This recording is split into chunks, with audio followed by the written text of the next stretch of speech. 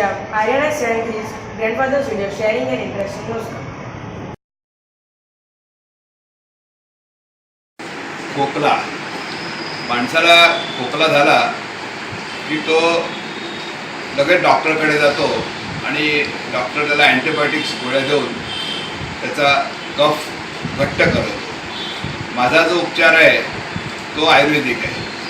जेष्ठीमधाच्या 3-4 काड्या घ्यायच्या, लाकड्या घ्यायच्या, त्याच्याबरोबर थोडी बडीशोप घ्यायची, थोडी खडीसाखर घ्यायची आणि कांद्याचा 4था भाग घ्यायचा. हे चारही मिश्रण करून ठेचायचं.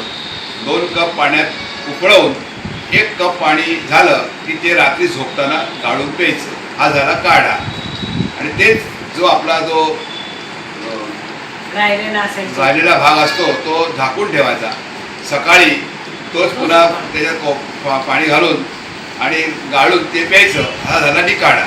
हे जर 3 दिवस तुम्ही प्यायलात तर तुमचा कफ मोकळा होईल. कारण की दरेक वस्तू मी तुम्हाला बोललो आहे की जेष्ठीमध आणि वरियाळी आणि खडीसाखर हे कफ मोकळा करण्याकरता असतं. आणि कांदा हा आपला कफ संडासावाटे बाहेर काढतो. त्यामुळे आपला खोकला 3 दिवसात बरा होतो. जरूर आपण याचा उपयोग करून पहा आणि आम्हाला कळवा. धन्यवाद. Thank you for sharing, and don't forget to like, share and subscribe our video.